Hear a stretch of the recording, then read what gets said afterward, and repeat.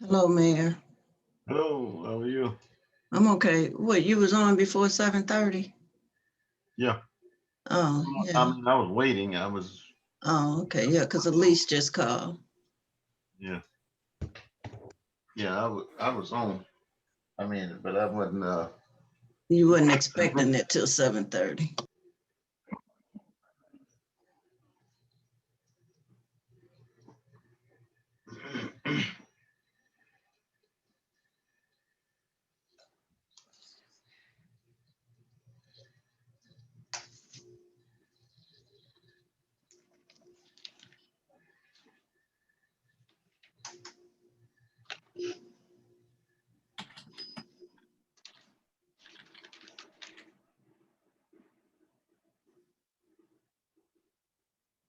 all right, board and citizens. My clock says 7:30.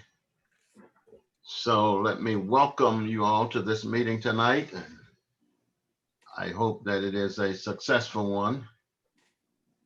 We will start the meeting now. So Madam Clerk, will you call the roll, please? Yes, good evening to everyone. Start the roll call with Alderwoman West. Absent. Alderwoman Tapman. Absent. Absent, yes. How much she was? I'm sorry, I didn't hear you, Mayor. She notified me that she couldn't make tonight. Okay. Alderwoman Reed. Okay, Alderwoman Tapman excused. Mhm. Alderwoman Reed. Absent. Alderman Carroll. Absent. Alderman Thomas. Present. Alderman Perry. Present. Alderwoman Dales. Absent. Alderwoman Avant Elliott is absent. Mayor, you have 3 present and 5 absent. All righty. Then that's not a quorum, so we cannot open the meeting up. This on Friday. No, what is this? That's just one piece of 1.2 billion lines. I'm trying to mute that. It won't allow me to mute it. Within that will be. There. Okay. So we will do our usual, and that is to inform the community on where we are in the city. We can have our committees, not committees, but we can have our departments give their report so the citizens can see a little bit about what we're doing. I don't want them to think that we're doing nothing because we can't get a quorum. So we're going to go down to, well, the first thing is we're going to, if the citizens would allow me, instead of having 2 public meetings open to the public, let's do one. Let's get our committee report first, and then the citizens can close the meeting out with their comments. Citizens, would you allow me to do that? If I could get 2 people to say, Yes, that's fine. okay, that's good. All right. And you'll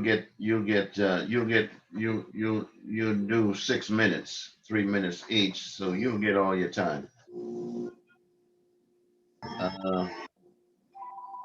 So the commissions and board reports, Public Safety Committee. I don't think that was a meeting among public safety. Alderman Dales, do you have anything to report on public? No, that's that would be Dana Tatman. I'm sorry. Youth Commission. All right. Image and beautification.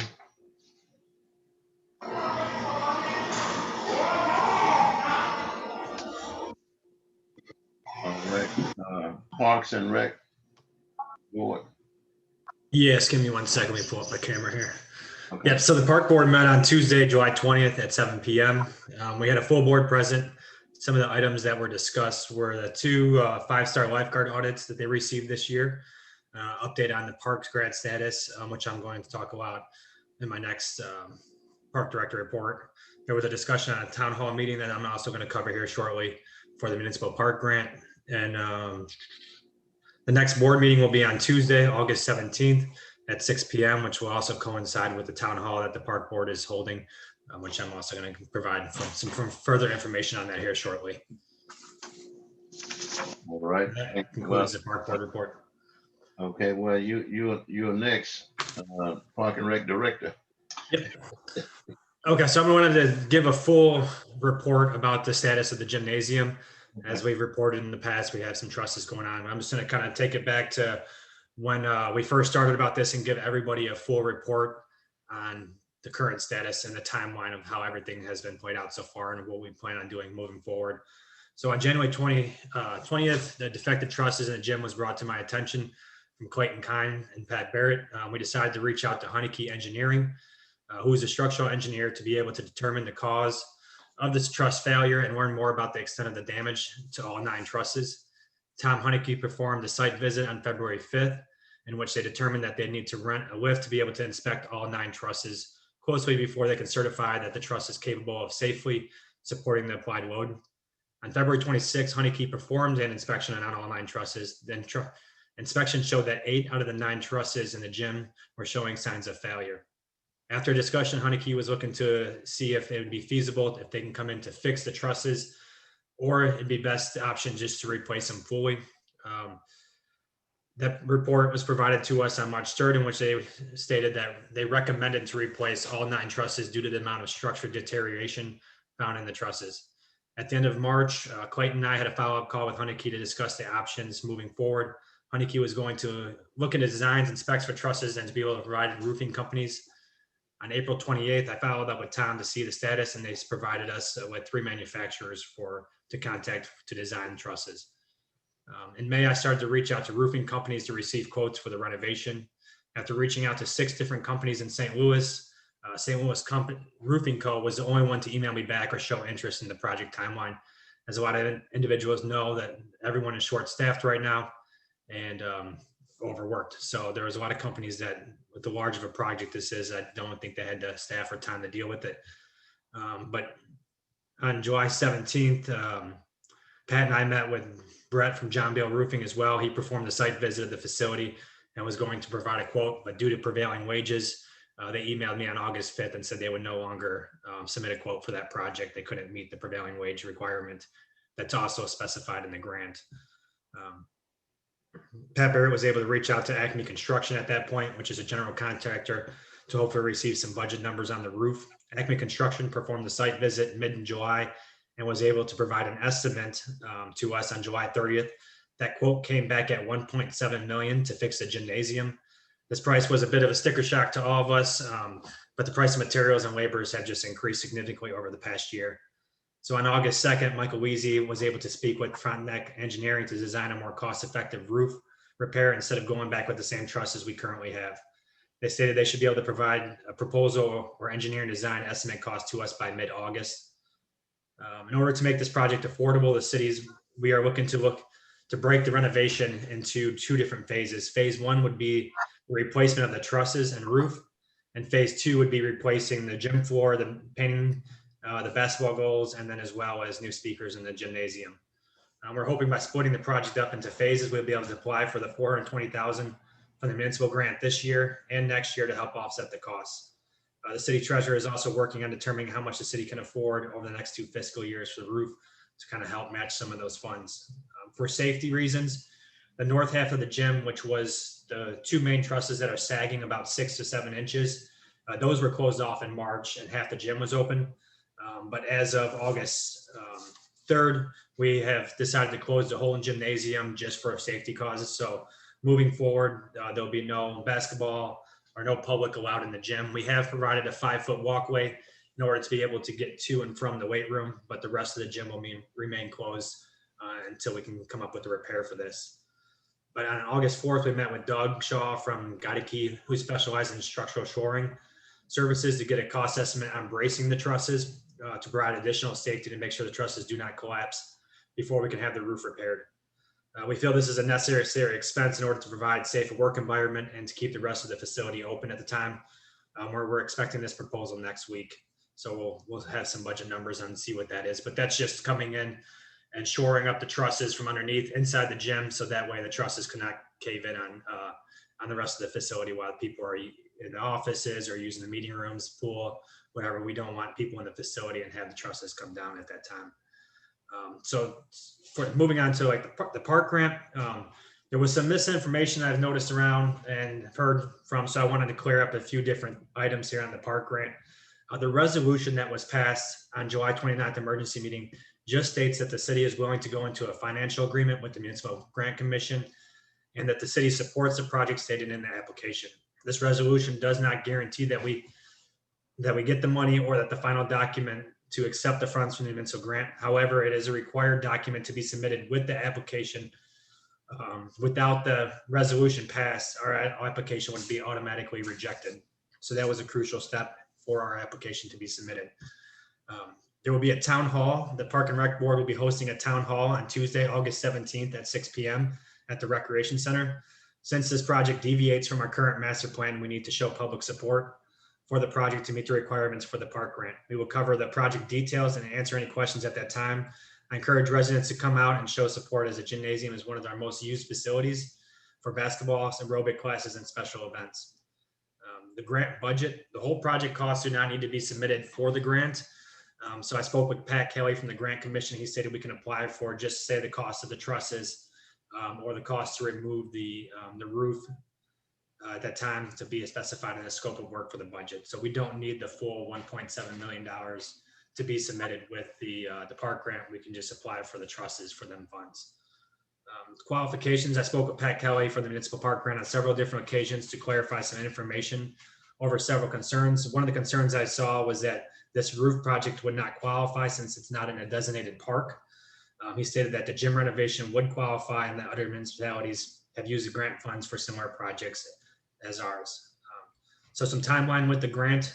The park grant application is due on Friday, August 27th at 4 p.m. The Grant Commission will not be awarding any funds until November of 2021. If we are awarded the money, we can start going out to bid on July 1, 2022. The funds will then need to be used by December of 2022, and we can file up to a 6-month extension if needed to use those funds. That kind of wraps up a little bit of information on the roof. I do have some more positive information, is that the brochure will be in hands August 28th. It'll be available online on August 13th. Resident registration for our fall classes begin on August 30th, and open registration starts September 7th. We will be shutting down the indoor pool on August 23rd through September 7th for maintenance. We plan on painting the whole indoor pool, the lap lanes, and then as well as power washing the bathrooms and getting some of the other deck cleaned up. The Old Time Barbecue will take place on August 11th. Tickets are on sale now at the Rec Center and they cost $12 each. Space is limited, so purchase your tickets soon. We'll be serving pork loin or chicken breasts. Dinner was served at 5:30 and doors will open at 4:30. The swim team concluded their season this past week. We had 84 swimmers on the swim team this year. They won 4 out of the 6 conferences and took second place at the final conference. Thank you to all the coaches, parents, and swimmers on another safe and successful swim year. We're hosting a youth pool party on Friday, August 6th from 6:30 to 9 p.m. Fee is $5 per child, and you can enroll at the Rec Center. And that concludes my report if there's any questions. Alderman Diaz. You unmute yourself. As you were giving your report up, thank you, Jimmy, for your report. And as you were giving it, I was wondering, have we thought about rebuilding a new, more efficient rec center? I mean, I would love to build a brand new rec center, but I think the cost of that's going to be somewhere probably around 10 to 20 million, especially with the cost of materials going up right now. And so for the city to look at investing, less than 2 million or going out for a long-term bond that was going to cost 10 to 20 million, it's kind of just depending on what you think is more financially responsible at this point. Just a thought. Yeah, I'd love it, but I think fixing the gym would probably be the best option right now. Thank you for your report, Jim. Thank you. Youth Commission. Hi, everyone. Good evening. Oh, The Youth Commission has no report. We did not meet last month of July of 2021. We did not meet. okay. Thank you. You're welcome. I have a question. Oh, I'm sorry. Yes, ma'am. Can you tell me why you didn't meet? We didn't have enough members. We are actually certain. That's what I was raising my hand for. Sorry. I didn't move fast enough. I apologize. We are actually in search of more members and new members. So if you guys know of anyone who is looking to join the Youth Commission, we are in search of new members. So that's why. Okay, you didn't have enough members. Correct. Okay. All right, thank you. No problem. Any other questions? Can I join? I'm just Thank kidding. you. Chief's report. I don't think Chief is on tonight. He's ill. He took the vaccine the other day and it kind of gave him some hives or something. So he's been scratching. City Attorney. Thank you, Mayor. Good evening, everyone. Evening. Mayor, I would like to report on 2 taxes that the board needs to have an election to authorize. As you will recall, in the past, I reported on the Wayfair legislation that was pending in the legislature. That legislation was indeed passed, and it has been signed by the governor. That legislation authorizes this municipality and others to collect a tax on out-of-state businesses that have not traditionally paid taxes. These are online businesses. In order to collect that tax, however, voter approval has to be obtained, which requires an ordinance to put the matter on the ballot. That is one tax. The city also needs to place on the ballot the tax authorizing the Missouri Department of Revenue to collect local sales taxes on the filing of, or on the titling, that is, of out-of-state motor vehicles, trailers, boats, and outboard motors purchased from sources other than a licensed Missouri dealer. The city did enact an ordinance, and that is ordinance 2361. We were able to find that ordinance. It authorizes the collection of those taxes, and there was an election to approve that in April of 2016. Governor Parsons, however, signed Senate Bill 773 in July of 2018, which required municipalities to receive voter approval again by November of 2022. We were not able to find anything indicating that the city had indeed received voter approval to collect that tax after the governor signed Senate Bill 773. If the city does not put it on the ballot and gain approval by November of 2022, that stream of revenue will be lost. So it requires an ordinance to put it on the ballot. those are two revenue streams that the city needs to act as promptly as possible on in order to obtain voter approval so that they can, so that the city can collect those taxes. Those are the two matters that I wanted to report on, Mayor, and I'd be happy to answer any questions anyone may have. Okay, so, let me see, hold on one second. Okay.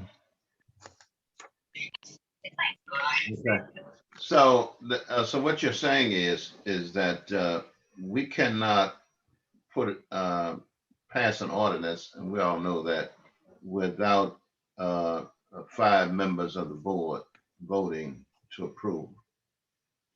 Which means that if the 4 people who are holding this city hostage does not show up to vote on these matters, then every city in Missouri can collect that money but Bellefonte neighbors. Simply because we don't have a quorum to pass ordinance to collect the money. So I just want to make that very clear. So this is not a popularity contest. Running this city is not personal. It is business.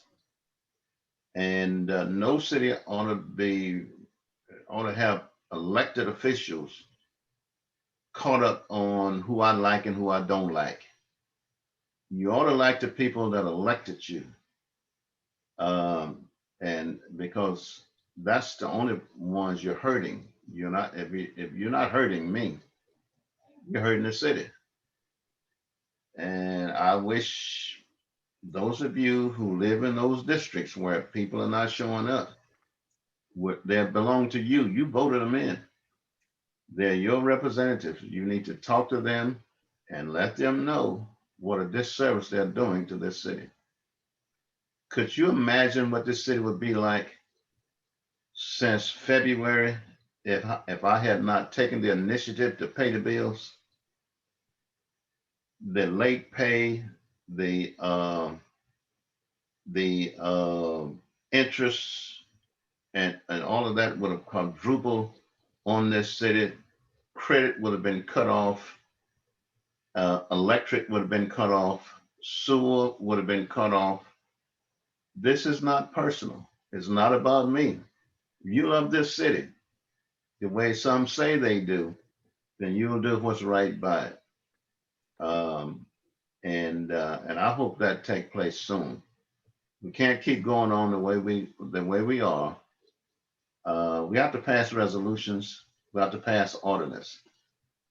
And we have to have 5 people to pass an ordinance. And that's the fact, and I don't know what else to say about it. But they need to start showing up at board meetings. Otherwise, this city is going to continue to lose revenue. And that's not going to force me out, because what would happen if I wasn't the mayor? What would happen if one of the renegades was mayor? What would happen then to this city? It'd be chaos. It'd be chaos if I argued back with them. And I'm not going to do that, because we're not going to have chaos in this city. We're going to maintain. We can't go forward, but I'll make sure that we maintain until such time as we get a board that's willing to do business. So also, this is part of my report, because my report is next. Yesterday, I was invited to the governor's mansion to have lunch with the governor along with some other mayors. The American Rescue Plan Act money has been, the governor has released that money. And so we should be receiving that money within 30 days.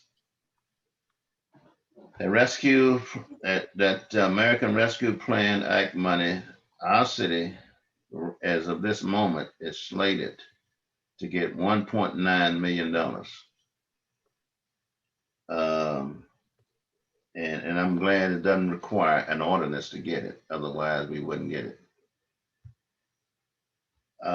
Everything requires, Attorney Coleman, did you have time to look at whether or not we need an ordinance passed to prepare for the upcoming February election?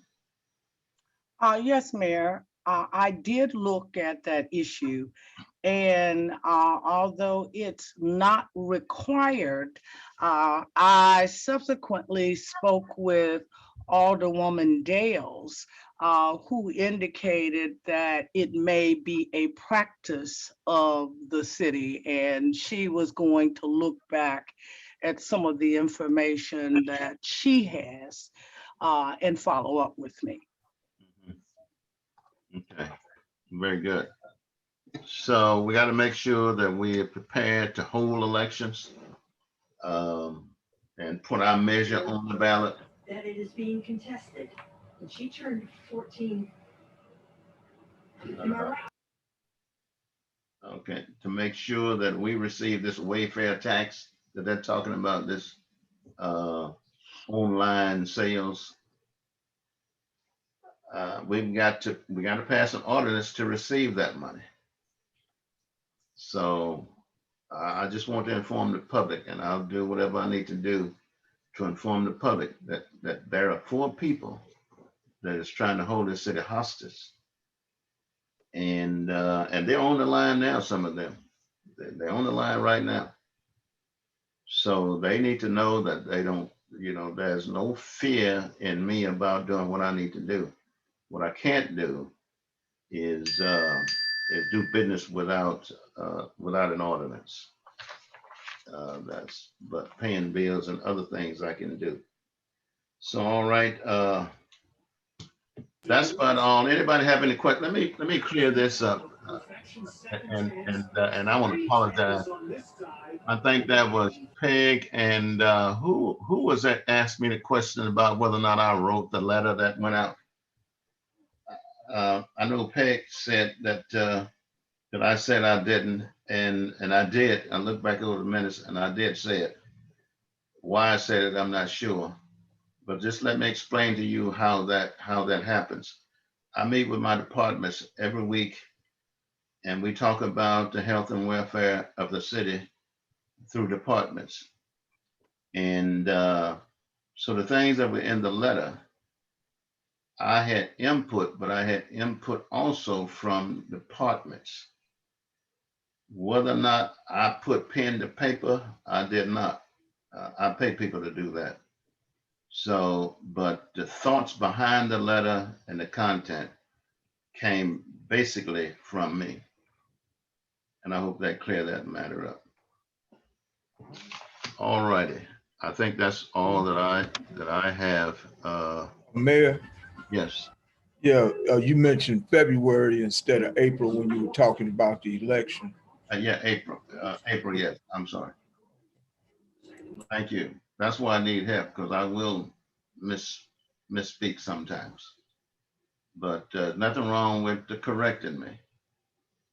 But if you call yourself trying to make something out of it, then I may take exception to that. All right. We'll move to the automatic report. Madam Clerk, call it all the people, and Okay. after that we will go public. Okay, Alderwoman Dales. Thank you. Because of COVID-19, I don't think that Ward 4 is going to have a national night out. I'm gonna wait and see how the numbers go, talk to the neighbors in Ward 4 to see how they feel about coming out to National Night Out that we have every year. And hopefully the first meeting in September or the next meeting that we have in August, I'll be able to say if we will or will not have a national night out. On Saturday, August the 7th, Ward 4 will have its first community yard sale at Advanced Auto from 6 a.m. to 2 p.m. And I have neighbors within my ward that will be participating, and we ask that everyone come out and, you know, support their neighbors and buy their items. And I want to thank the neighbors that did sign up. And I also want to share with the neighbors that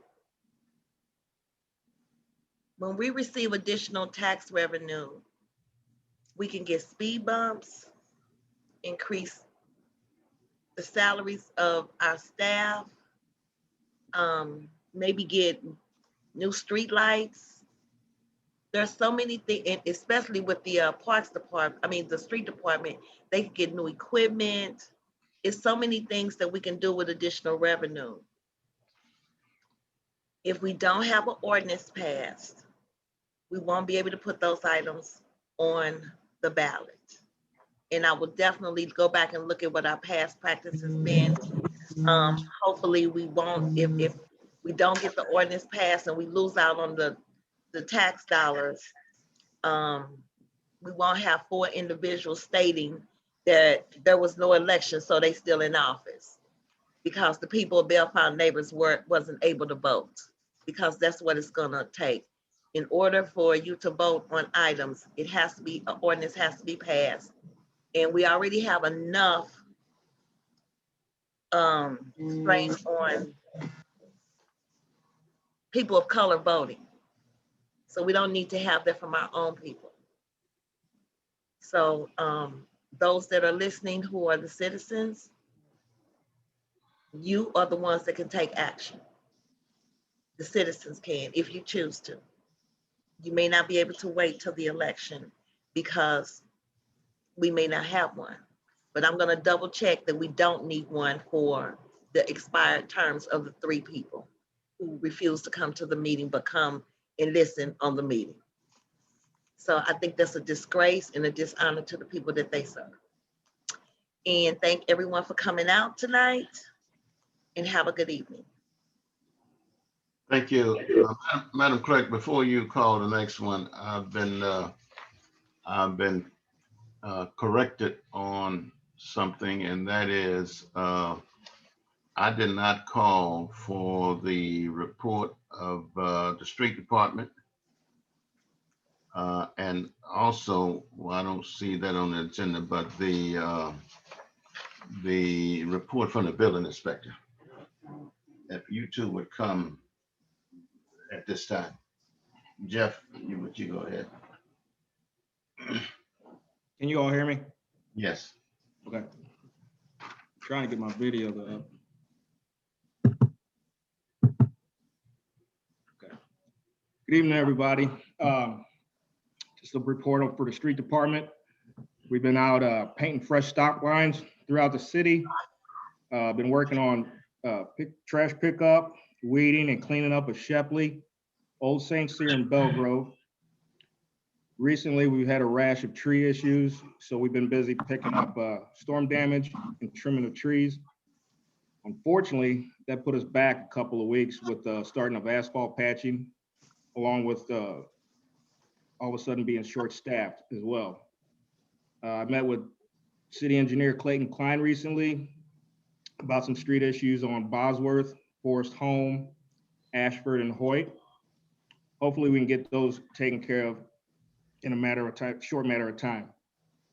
Now that the budget is passed, moving forward, I'm going to be getting together an RFP to purchase road salt for the winter season and procuring a purchase for a new dump truck, and also getting bids for contract on some tree removals that the street department can't handle.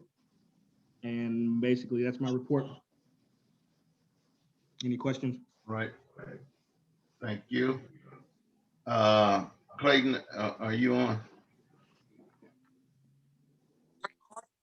Yes, I am. All right, then, would you give a report, please? Well, my report's not till the next time, but I can just kind of give you a little bit update that, yes, I've met with Jeff. We have some street issues that we had the water company out trying to figure out whose problem it is. And now it appears to be MSD. We got some contacts from MSD, so hopefully we can get those resolved. Let's see. I know that they're doing some work at the Riverview School District, and the plan looks good. So they'll be working on that probably in about a month. What else? Hopefully we can figure out a good solution for the gym. Bringing in another engineering firm might give a different perspective on how we can come up to a good and feasible type of solution for it. What else? That's all I've got right now, unless anyone has any questions.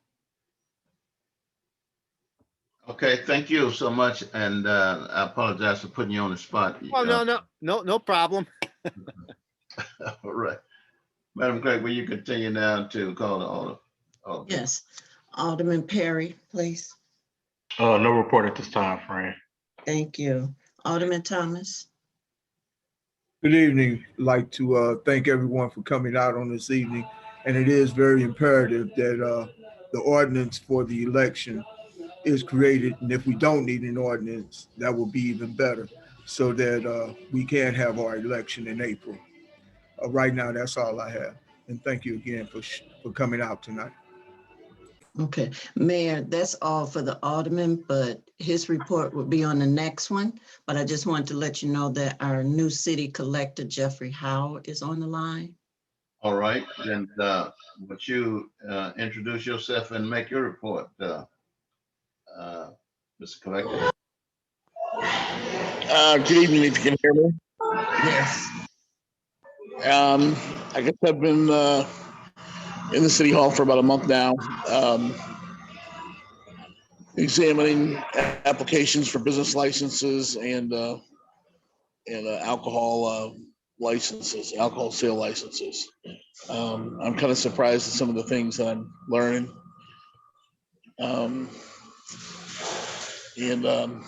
That's about all my report. All right, thank you and welcome aboard. And we'll look forward to hearing more from you in the future. All right, thank you. Yes, thank you. We'll now turn it over to the public for public comment, please. Yes, good evening. This is Anthony Green. I just want to say a few things since I have 6 minutes. One, for the calendar year 2021, as a citizen, I can say I have attended more of the regularly recurring Board of Aldermen meetings that occur on the first and third Thursday of the month than the missing 4. I think that's problematic because, one, I don't draw a check from the city of Bellefontaine neighbors. They do. The people, if they're on this line, know that any further obstructionist, any for more insubordination is going to be shown for what it is. I think it's very problematic for elected officials to knowingly and willfully trash each other on social media, but then have the audacity not to show up for an emergency meeting where the city needs to get a resolution approved for the park grants. Specifically, I don't have a problem calling out a name.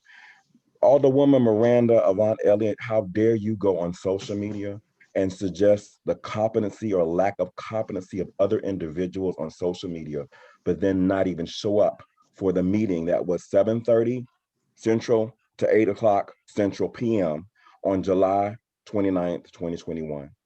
I think it's time, Miranda, that you really stop pointing a sanctimonious, self-righteous, holier than thou finger and look at your own glass house. I think it's very dangerous for you to risk not showing up for the meeting. I have yet to see any explanation from Miranda or Alderwoman Reed as to why they could not make that meeting. I want to thank Alderwoman West and James Carroll for showing up for the meeting. Despite their differences with the mayor, they showed up. But I want to be clear that Alderwoman Reed did not show up, and also Alderwoman Miranda Elliott did not show up. And I think if they're going to point fingers at other elected officials and suggest their competency or lack thereof, they have to show up. I don't need to attend more meetings than they do, and they have no problem negotiating their compensation checks at a bank. I think it sits very poorly for the city. The other thing I wanted to follow up with is one of the citizens in one of the previous meetings asked about the fencing around the cemetery. And I believe, Mayor, you indicated that you needed to check the jurisdiction of the area in question to see if it was in the city of Riverview versus the city of Bell Fountain neighbors. And I wanted to make sure that we follow back up with that. Did you have a chance to look at the jurisdictional lines to see if the missing fence that appears to be on Jennings Station Road, and I can't remember the other crossing road, but does that fall in the city of Bell Fountain neighbors? And if so, I would hope that they would make those repairs in a timely fashion. But I definitely want to bring that back to the plate since we had a few weeks to assess the jurisdictional area of that. And the last thing is, I'm hoping that whenever we get the board back, that we start putting in some ordinances that really button people down to attending the meetings. I'm not saying they need to attend every meeting, but once again, I think it's very troublesome when I'm not drawing a check. I look at my account. There is no direct deposit, from the city that I get, and I'm attending more meetings than they are. And the best explanation that these missing four have is, well, technically, according to a legal precedent set by the city of Delwood, we're not required to attend the meetings attend the Board of Aldermen meetings that have been set up for us to be able to do city business. I just think it just sits very poorly that they can't attend. And one final thing, and I'm really done with it. Apparently my memory is flawed because on or about November 2020, James Carroll and Alderman Avant Elliott presented bill number 2599 to try to get Helmut Starr to be a special counsel to address certain legal matters, more specifically the allegedly illegal meeting that occurred back in August. And I remember very specifically, as I had questions about that Alderwoman Avant Elliott indicated that we could not use the city attorney that we had because allegedly there's a conflict of interest because she was appointed by the mayor. And so Helmut Starr was not appointed by the mayor. And so we were good. We were there. A resolution and a bill was presented by both Alderman Carroll and Avant Elliott for that. And I specifically remember Avant Elliott indicating the quote unquote independence issue. There's a conflict of interest that the current city attorney has. And then when I presented that back to her, she's saying that I misunderstood it. So I'm just going on record that I will be requesting certain meetings from Fran, and I will go back in the record for that to prove that she did say that. That was one of the arguments that she used to try to say that we need to get a special counsel to respond back to the Missouri Attorney General. I'm not confused about that, but I really think it sits bad, again, when I have to go back and get receipts. I've had another alderperson tell me also that there was no budget discussion on the new business for a meeting. I had to go back and present receipts for that person. And that person, I respect the fact that they said they stand corrected. But I don't like as a citizen to be cross-examined and have to produce receipts against elected officials. They should be at these meetings knowing what's on the agenda and not fighting me where I have to produce records and evidence to show that they're mistaken because they haven't looked at the agenda or they weren't aware that the discussion of the budget was on two different agendas that have been presented to them via email. So I'm done with this. I'm still watching. I'm hoping and waiting that these missing four wake up because the public is watching them. I don't like what I see. I need these representatives to act their age and not their shoe size. They need to grow up. It's about time they start adulting the process here. That's it. All right, thank you. Let me just clarify one thing. I did hire Helmut Starr as interim city attorney. He was sitting in the audience that night when they voted down the one that I submitted. And I hired him as interim. I thought you vetoed the bill number 2599 though. Say that again now. I thought you vetoed bill number 2599. Okay, I did. That was later. That was when it was brought up to hire an attorney to respond to the Eric Smith, the AG's office. Correct. And I submitted one that night as well, who I did not know. Somebody told me about it. I wanted to hire an independent person that I didn't know, they didn't know.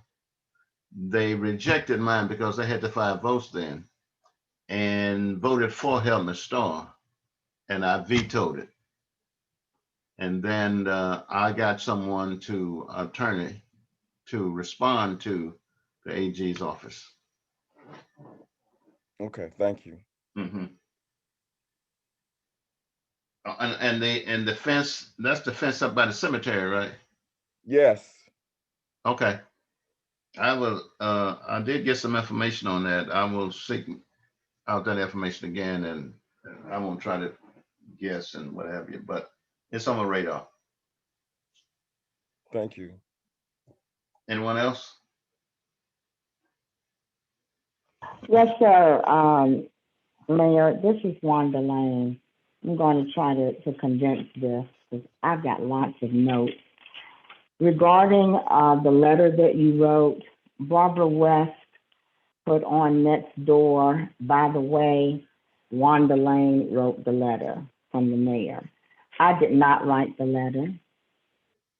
And that's all I'm going to say about that. Although I do understand, Mayor, that it is not unusual for elected officials to have speech writers. When I pointed that out in her comments, my comments were deleted, but that post is still circulating on the World Wide Web, or whoever reads next door, you know. I just think it's ridiculous. That's a flat out, I know you don't like the word lie, but that is what that is. I did not write the mayor's letter, nor did I write the mayor's address that's in the upcoming brochure. So let's get that straight. I was reading, we all know that James Carroll has a lawsuit out against this city. And he has the lawsuit against the city of Bell Fountain and specifically Dinah Tatman. And just so you know, I've done just some CaseNet research. It's public information. James Carroll has sued the city of Bell Fountain 3 times. He sued Bobby Smith of the Riverview Fire Protection District twice, I think. He even sued Judge Draper, not the Judge Draper that we have in our city, our municipal judge. He sued the Supreme Court Judge Draper. I don't have the dates on all of these. I had them, and it's not worth going through all of that. But this individual has sued lots of political subdivisions. And I know there was another individual who made a lot of frivolous lawsuits to the point that the Supreme Court or whomever is the jurisdiction banned him from any more lawsuits. So I'm curious as to what that number is, as to why that other individual was banned and this person has not been banned, because most of what I can understand, those cases were dismissed. But the current suit out right now against the city of Bell Fountain and Alderwoman Tatman is disturbing in the sense that one of the things that he's asking the judge to do is to issue a temporary restraining order, preliminary injunction, and permanent injection prohibiting defendant Dinah Tatman from performing any further duties of the automatic representative. Now, I'm not a lawyer, but it sounds like to me he's asking the judge to remove her from her seat and ceasing using the title of automatic representative of the Public Safety Committee. I've listened, just like Mr. Green, I've attended these meetings. The mayor made these appointments pending board approval. That's been very clearly communicated because these individuals have not attended a board meeting. So how do you represent a committee or a commission who may have an issue or a question or what have you, and you're not able to bring that information back to the board because you're not attending the board meeting? It's fairly simple to me. I just don't understand what all this, other than the fact it's costing the city a lot of money. And this is a person who claims that he has affection and love for the citizens of this community and who's wasting our money. So that's a problem for me. Regarding in this lawsuit, he makes comments about there's no automatic representative for 2 or 3 commissions, Image and Beautification and the Youth Commission. Well, whether there is or not, I know I'm not the only one who heard the former mayor turn to Alderman Schultz and ask for a report from the Youth Commission. I mean, it is documented on our website for anyone who cares to look. Back when we were actually documenting what happens in the meetings, if you look at the month of May from the year 2012 forward, you will see that those persons are specifically referenced, reappointed or whatever regarding those commissions and committees. So they may technically not have been an ordinance for them, but that was part of the practice of this city to have those committees and commissions to have an automatic representative. So that's documented. That's the one thing, that's the thing that also disturbs me about this. The Youth Commission, I appreciate the chair's this forum on the Youth Commission, but the reality is all of our Youth Commissioners members resigned, and they resigned because of activities that were specifically related to this board of aldermen, and they specified a name, Miranda Avant Elliott. So there's a lot of chaos that's going on in the city regarding these 4 individuals who are not attending our meetings. I don't know, Mayor, we can say it 50 times, but we definitely need to have the citizens to make a move on this. I understand you have parameters of what you have to work within with the legalities. It's going to take us truly to say, no, this isn't in our best interest. And I encourage citizens to do that. That's it, Mayor. Thank you for the time. All righty, thank you. Anyone else?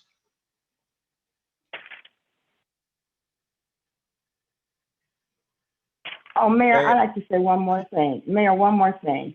This Saturday at noon or somewhere around there, 12:30, the fire department is going to have a groundbreaking ceremony at the new location for the new firehouse that's going to be on Chambers Road, 805 Chambers Road. It's next to where the school buses are and across the street from the Knights of Columbus. So that should be, the groundbreaking ceremony will begin in Jennings at noon, and then they're coming directly over to Bell Fountain at 12:30.